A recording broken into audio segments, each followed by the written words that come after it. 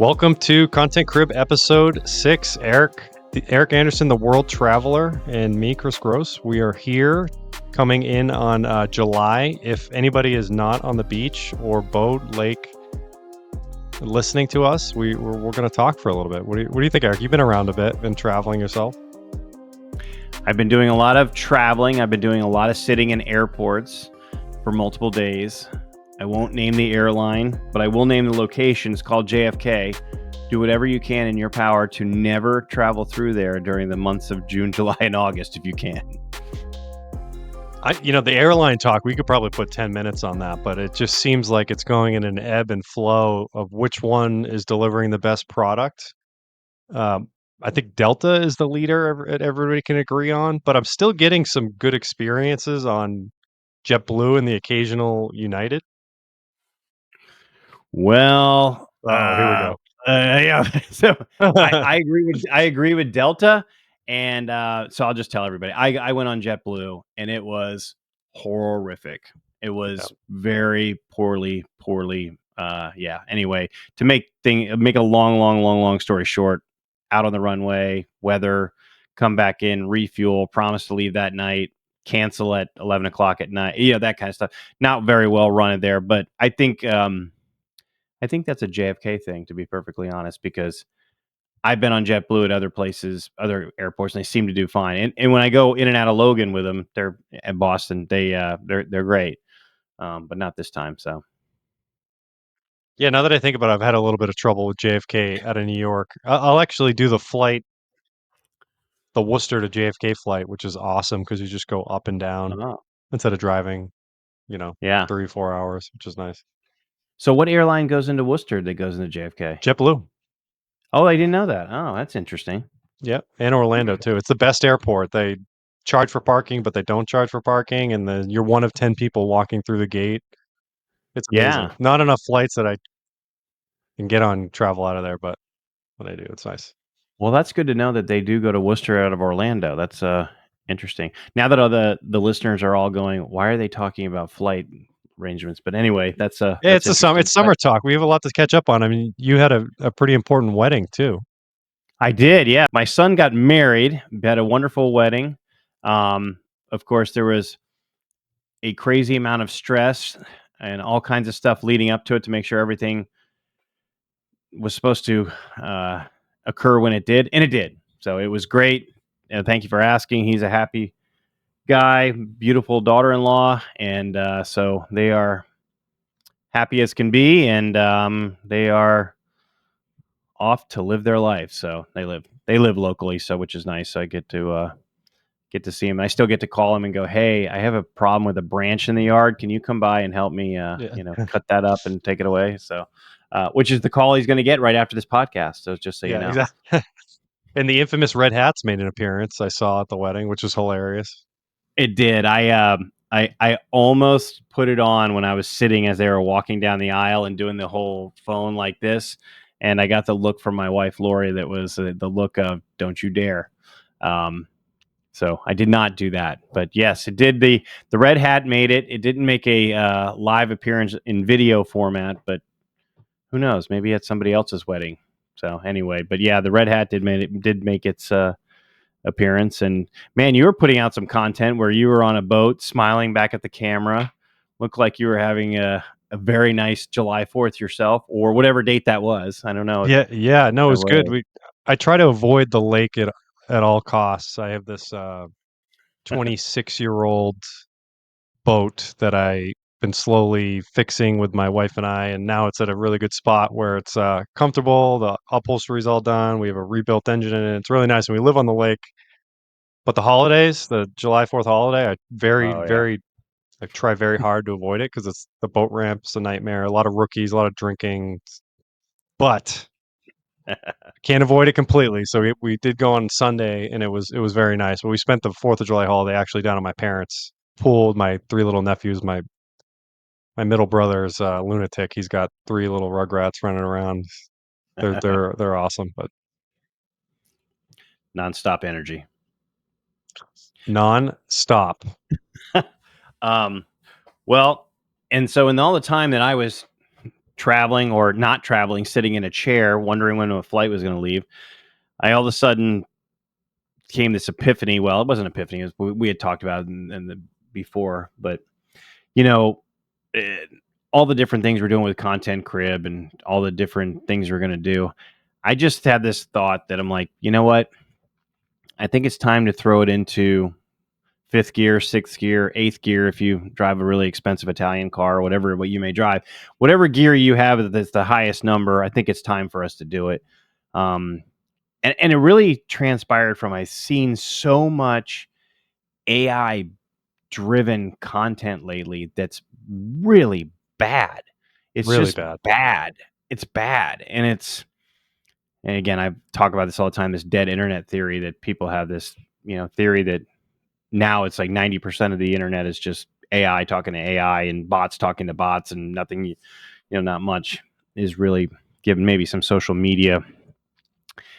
And there's just, I think, and correct me if I'm wrong, but I think there's a real thirst for people who want to see real, genuine educational content they can learn from, and maybe even possibly see some of these people in person at some point in time and have like human Huge. contact Yeah. again instead of over Zoom. So that was Yeah, my no, epiphany that it that came in. it's not the craziest epiphany. I could not agree more. It's wild right now. It's definitely a death of generic content that's happening because platforms are realizing all the generic repetitive fluff and shifting from more content to memorable content is definitely the play. While there's still the opportunity for people with personal brands to grow because companies are still not going to figure that out. We're trying, but people like people, so it's fine that it's that way. But I think that there is a simple formula in terms of what you're saying about the education of content. Content that educates converts, right?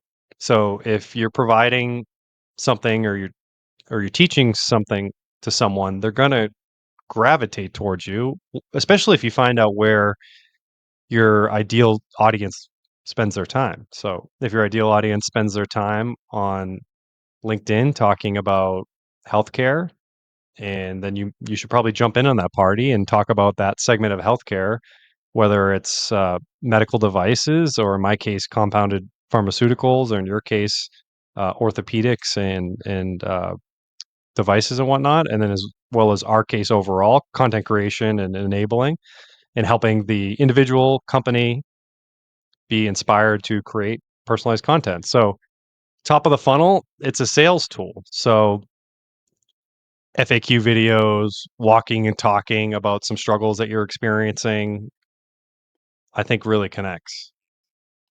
Yeah, no, it's why creators like Gary Vaynerchuk and Alex Hormozy and you name them all, you watch because you're like, well, what am I going to learn today from this person? Now, people will argue, man, their views are way down. Gary Vaynerchuk's views are way, way down. And he would argue, and I would agree, that the algorithm is much, much better at honing in on, instead of you distributing your content to the masses and hoping that it catches on, the algorithm, well, we know this, the algorithm now can analyze and figure out exactly where that content needs to go to connect with the right person, which they want to keep on the platform longer. Which is, so if you're getting content that you go, oh, that's great. It's funny because I won't name who it is, but I had a conversation with a guy who's really, really successful You always say that, but then you person. name them. But yeah, keep I going. know. I can't this time. I can't this time because he would not be happy.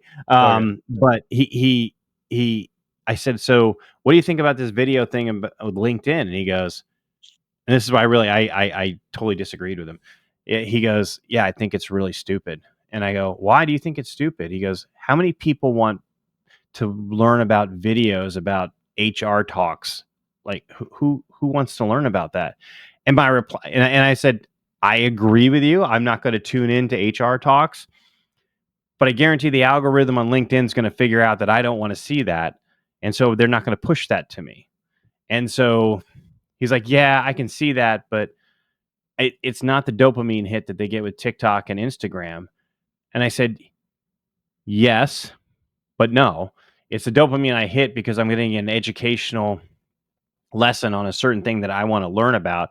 I don't really need to see a whole family going to Disney World and doing a dance about it. I don't want to see that on TikTok. I don't care. But if it's somebody who's talking to me about personal branding and some strategy that they use, I want to see that all day long. That's interesting to me. And so I think we agreed to disagree. How about that? Yeah, there's some middle ground too, right? So I think building your personal brand, you want to tell your story maybe with the family. That's why I like to do personal things with my wife and I or my family, once or twice on the weekend just to show that I have a soul beyond all the other soulless things that I may talk about on LinkedIn. But and I wanted to go back to what you said about the educate to convert and why I think or education posts. Do you find yourself if you find a nice long form post like hitting save and like saving that post because you want to like reread it and learn it and implement it? That is a great question. It's because I just dealt with this today. Yeah. I don't know if it's the videofication of my brain or if it's the TikTokification of everything, but I find myself with really long posts not reading them anymore. Really? I've noticed that I'm passing by them more. I just noticed this Wow. today. But a shorter one that is of interest and maybe with a video, I'm watching more. I don't know. Maybe that's just me.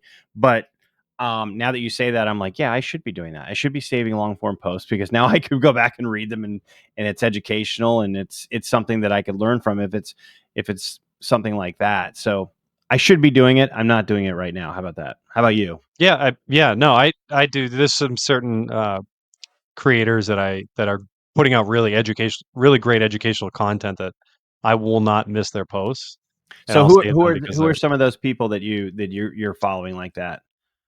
I mean, the king of social selling, Darren McKee. I mean, I won't miss a post of his. I've been following him for 5 years, I just uh, started following him because you consistently. told me. Yeah, it Yeah, was great. consistently since 2020, right before the pandemic and all through the pandemic, and he was big inspiration on posting and creating a brand, and I've been implementing his tactics for years now, so he's got some great gold, and I think he's a great example of not only social selling and where the market is going in terms of top of funnel marketing for companies and individuals in brand building, but uh, in terms of actually content creation and creating an audience. I mean that he's doing that by with his content that he's putting out with his highly educational, giving it away that we always teach, right? Give away your best ideas for free. Yeah. Yeah, and yeah, I love those creators, and I'm the same way. I noticed that LinkedIn had a I don't know if you noticed this. If I sent it over to you, but they had a kind of a video summit in New York City where they invited a bunch of creators to come and I I don't know if watched you, that. I watched yeah. a couple of clips of that. Yeah. Yeah. So they're in a partnership with Gary Vaynerchuk, and they're, you know, really, I, they're going all in on video. They are going all in. Again, now what my friend said, my buddy said, he was like, how many people want to tune in to see that stuff? That's going to be a whole different story. But that's what they're doing, and there may be a clientele or of people who want to see that. But you brought up something earlier, and I was going to kind of talk about this on this podcast. Is you talked about the personal side, and you do wonderful posts about your bar pie on Friday, which is Friday. Are you doing a bar pie tonight? Yeah. Oh, yeah, Are you? actually, sadly not. My wife's at a medical device conference, so Oh man! All this is right. Well, trust me, I'm in such a bad mood because I have to eat, like, reheat chicken that I made. Don't get me started. Yeah, come on. You're on a don't get me angry. well, hey, we're both solo tonight, so yeah. Yeah, yeah, all Yeah. right. My family's not Why we're here as doing a well. podcast at 3:30 on a Friday. Yeah, there you go.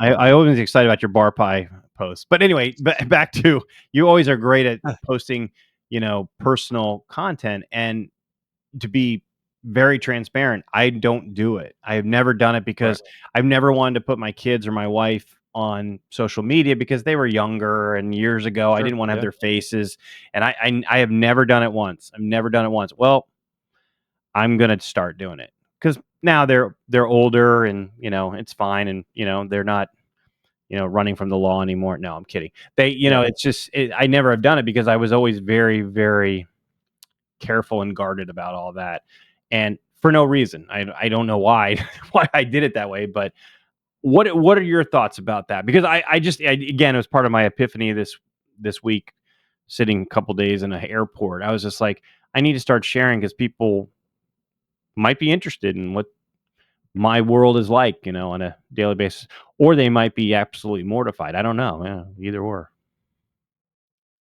think it's I think it's super important. I think it's essential now in 2025. I think with the direction it's going, because you're building trust faster. I mean, how many times have you connected with someone on LinkedIn that now attends our content cribs and you could pick up a phone call because they know what you like to do for, you know, doing your daily work activities, talking about maybe the red hats and rep scrubs. And it's probably like talking to an old friend. It's the same thing I experience. I was talking to a couple weeks ago via text, Brent Lavin, and he knows my wife's name. And I go, take our boats out, and I know he's the king of barbecue and in med tech. And we've only talked on the phone maybe once, but we've texted and DMs and whatnot. But it's content that I put out there, content that he's put out there that is personalized. It keeps it fun. It keeps it interactive. Now, I think it can be overdone. I definitely think it can be Yeah, overdone. Uh, yeah, and I think it's important to keep your audience engaged on the goals that you're doing. And that's why I think it's so important to have a content calendar for yourself or company. But right now we're talking about personalized. And in that, and you brought up the New York City LinkedIn talk, they talked about all these things that we talk about, which is, getting over the fear, starting out with a calendar, putting your voice out there, how you got started. There was creators that talked about that, and that's really where it is putting a structure in place or a framework in place to just commit and get started and be consistent. I thought that was pretty cool. yeah, yeah. I mean, they hit all of the major things that we talk about on a regular basis. I thought it was Exactly. Yeah. pretty funny and interesting. Yeah. But It is, yeah.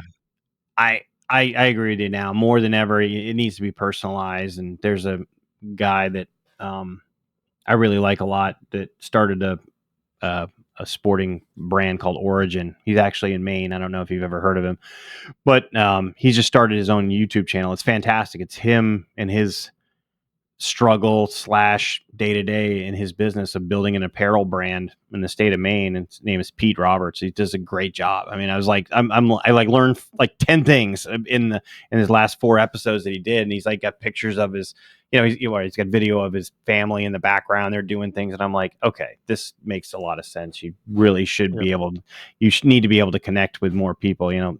People see me in my dumb red hat, but that's about it. So, trust me, my family's much better looking than me, so you'd rather see Yeah. them than me, so I think a good mix, and is what I do, is a split of 60-30-10. So 60 educational, tactful, helpful to your ideal audience who you're speaking to, 30% personal narrative, and then 10% like hyper personal or point of view beliefs. I think you can you can create a nice little following and community if you stick to that. yeah, I mean, that's great. I mean, see, that's why you're the brains behind the operation. You have an I don't know actual about that. I don't well, know. you have I the, need guardrails and like color by numbers. Otherwise, I'm not yeah, that bright. So if I follow like a little, then I'm like, oh, okay. Then I can get a little bit creative. yeah, So we all have our strengths. yeah, exactly, 100%. No, that's great. That's a great lesson for anybody out there. I mean, just create a plan.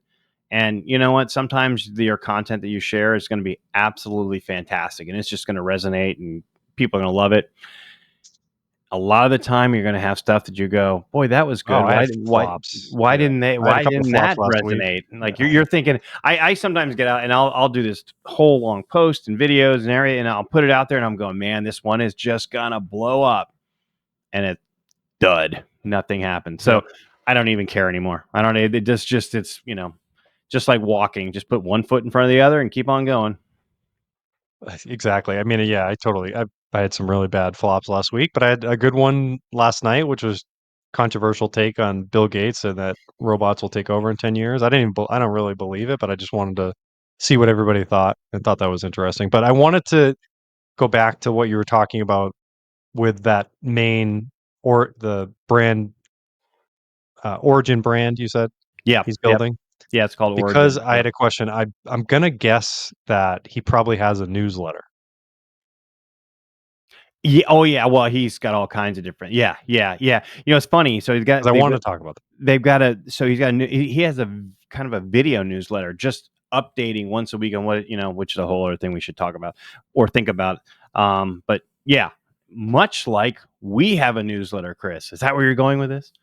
Oh, I wanted to say, well, I just think how in I am a true believer that you can build an entire business around something that you want to do or a business that you're currently in based on a niche micro newsletter topic. Hundred And I percent. think we're seeing that with our open rates of Content Crib and engagement. I just started a newsletter not even a month ago with 40% plus open rates. And I just think that they're kind of like the new home base for trust building. And it could be an awesome funnel to just not even building, but building a business and turning a profit, but talk about something that you care about or you're passionate about to create an audience. That's yours. It's your audience. This is such a great topic. I'm so glad you brought it up because Yeah, I'm a huge fan of the newsletter. I, I've done enough of them now that I've had some that have been terrible that don't really sure. pan out. But yeah, the Content Crib newsletter gets, right now it's getting like 50-60% open rates, which is, Yeah. I mean, come on, how many people send an email like that and get open rates like that? But people here's the reality, everybody. The average viewer of Fox News, CNN, whatever, well, let's just say Fox News and whatever is 72 years old. So those channels are dying. The migration of people trying to get their information from trusted sources, they're dying for it. They want to find it. And that's why newsletters are booming right now. Because Yep. if you want to do a newsletter on boating in Massachusetts in the summertime, I bet if Chris Gross saw that newsletter, he'd go, I'm going to subscribe to that. Am I right? 100%. Yeah. Yeah. 100%. I wouldn't even think. I would just hit subscribe right away. Right. Exactly. And, if I was writing that newsletter, I mean, it'd be a cool way to connect with people that never connected with. So I totally agree with you. If you're, and we use a product called Beehive at Content. It's Content Yep. Crib. It's Beehive, BEHIIV.com, beehive.com. I think it's II. Anyway, it's Beehive, not spelled like the Yep. real It's the way you same one spell. I use for our compounding newsletter. Yeah. Yeah. And it's easy. It's very well. I mean, you can have a newsletter out to an email list in 20 minutes. And when I Yep. mean 20 minutes, I mean you type out the newsletter, you put it into their templates, whatever, and it will distribute it like that, and you get data back, knowing what's happening with what resonates and what's not, and that's a pretty cool thing. And I think they have a free version on Beehive where like you can send your newsletter and it's like literally free. So there you go. Yep. Yeah. I think that uh, having a content ladder per se, social profile, newsletter, product is a good little kind of ladder of options to go up and down depending on what brand you're building. And then you could feather in, YouTube clips and maybe other social media profiles to get going. But we have some exciting news that you touched on earlier about where we're going to go with Content Crib Virtual Sales Direct Physician Content Studio. But do we want to touch on some Content Crib updates overall with the event coming up first? Yeah. So we're at 50. I mean, that's where we are with some rollovers and some things like that. What we'd like to do is probably have, because what happens usually we have anywhere from 4 to 10 people that can't make it. They got to roll over to the next time. Something happens or they can't be. So we basically have probably 7 to 10 spots left. Um, so each one of us has got 2 to 3 people that we can invite to come to Content Crib, and that's it. Then we're going to shut it down and it will be closed, which is pretty cool because we're 3 months away. We sold it out in with 3 months to go, which is pretty wild. Pretty wild. I mean, that you touched on earlier about in real life meetups and how cool it is to do that when you start networking, creating a brand, like-minded people, and that's what we do, and it's been a game changer personally for us, but as well as for a lot of the attendees there, and the connections and networking.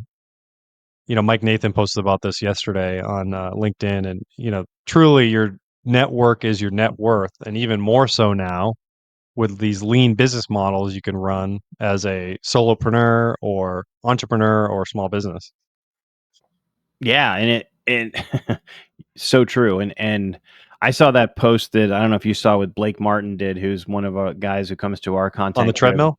No, it was one of you sitting at his table and he was talking about the Oh, yeah. Yep, grind. saw that one. Yeah, the grind. Yep. And Blake is a perfect example. He came to our content crib and he has a weight loss clinic. He left medical device. He started a weight loss clinic among other He's things.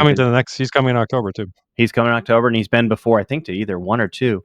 And man, I read it and I was like, man, I was so happy for him. And he was just laying it out. I mean, he was just saying, sometimes the stuff I've got to do, it kind of sucks that I do it on the weekend and I don't get to Yep. do this, that, and the other thing, but he wouldn't trade it for the world. And before I think maybe it's time we maybe have Blake on the podcast, but he That'd be would awesome. probably share with you that, he wasn't doing content. He wasn't doing that stuff. And when he put that out there, it was kind of like I got a little tear in my eye. I was like, man, he, went from probably trying to figure this all out to sharing his journey. And I think he's doing very well with it. So yeah, I was excited to see it when he did that.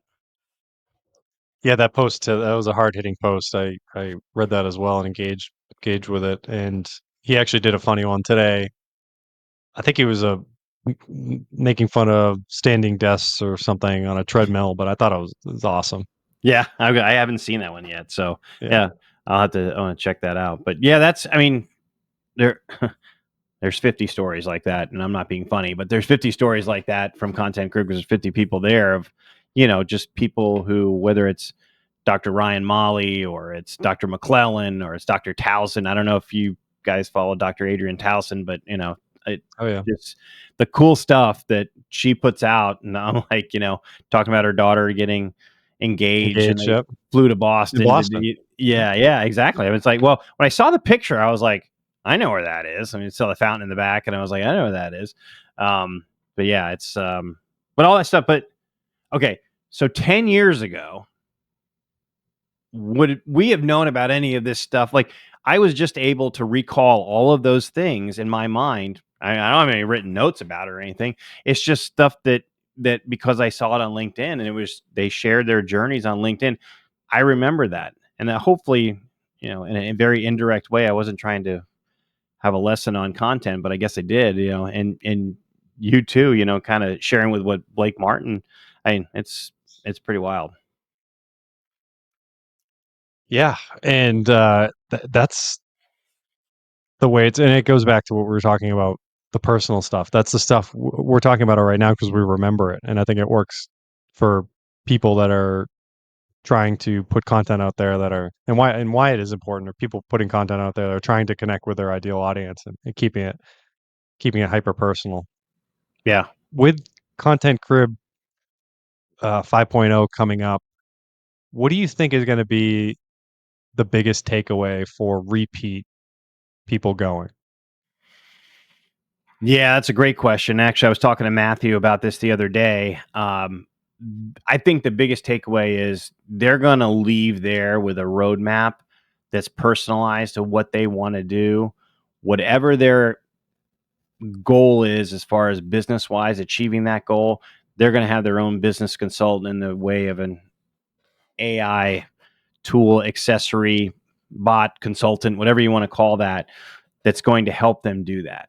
And Yep. it's going to be impressive. And to the point where we strategize this and we've talked about this is that this detailed step by step workbook that everyone's going to leave with, you're actually going to get to touch it. You're actually going to leave with it. Not just follow some link and then you get it, but you can do that too. but we're going to also offer that. So people who don't come to Content Crib, that AI manual, that we'll call it workbook, we're going to offer that. We're going to make that an offering, just because we've had so many people talk to us like, what are you talking about? Wait a minute. You're going to be able to do this, this, and this with this AI. I'm like, yeah, and Matthew's in the lab. Actually, I call it the lab. He's in a room in his house with, lots of cool books around him, and I'm sure he's got his smoking jacket on with a pipe in his mouth, putting The together fancy, what that's going to look like. yeah, the fancy garage. No, I mean, I'm pumped. Exactly. I think I still think AI is wildly underutilized, even by. I think we could admit that you and I can learn a lot more about it. We all can. It's changing so fast, and by the overall population, even in our network, and we can all learn from each other from it. But with things that we are doing with AI and going to be able to pass off from what we know, I think are going to be pretty mind blowing. So I'm not saying Yeah, that we're experts. We're learning, but what we are packaged together and put together is going to be truly move the needle for everybody, especially ones that have been repeat and are there to get some more knowledge. And we have some new people coming too, and I think their minds are gonna be blown. I agree with you. Yeah, I think if you've never been to a Content Crib, you've picked a good one to choose as your maiden voyage, because you're going to be. It's not just we're going to have you sitting in chairs, grueling through listening to us. It's going to be the exact opposite. I mean, it's going to be hands on. You're going to be working your plan, creating your plan, and networking with others to. I say this all the time to my wife Lori. I'm like, you don't really comprehend just the people that are in this room together. Like I don't, because everybody is so humble and down to earth and So humble. approachable. I mean, you got guys and ladies who are running multi-million-dollar companies. You have surgeons that are huge practices that and they're more than willing to go, hey, have you thought about this? I mean, and I'm not going to, I do this thing again where I don't name names, and I won't name this person's name, but in the room, and this individual, raised hundreds of millions of dollars for a medical device product. There's numbers of those people that are there. And I overhear in the corner that he's telling this person how to do it. Yep. All right. So that right there, you would spend hundreds of thousands of dollars for a consultant to walk you through that process. And this individual, you'll have to come to a Content Crib, and then we'll tell you. You'll meet who it is. Yeah. Then you'll see who it is. Who it is. But that person's like giving a master class on how to do it, like step by step by step. And it's like I was blown away, and but that's the kind of people that are in the room, and they're all willing to help. So it's man, I'm jacked up. I'm excited. I wish it was next month. Actually, by the time this podcast comes out, it's going to be even closer. But. Yeah. By the time this comes out, you'll probably be about a month and a half until it happens. So, but yeah, it's going to be exciting. October 10th and 11th in Bentonville, Arkansas. It's very easy to get Bentonville. Believe it or not, any big hub. If you live near a big hub, there's a flight to Bentonville, Arkansas, or as we like to call it, Walmartville, Arkansas. So beautiful place. I love it. Yeah, and it's a great time of year. October, it'll be fall will be in the air. It probably will be a little bit warmer than our February one we did, but which will be good. All right. Well, we both have a Bachelor Friday evening to attend to, which will probably mean writing some LinkedIn posts, putting together our virtual sales RX relaunch, and some other cool things we have in the works, and then dialing in our Content Crib 5.0 plan and all the work we have to do. So yeah, you and I are probably not done talking, but we're done talking on the episode 6. That's a wrap. That's a wrap, and have a great weekend, everybody.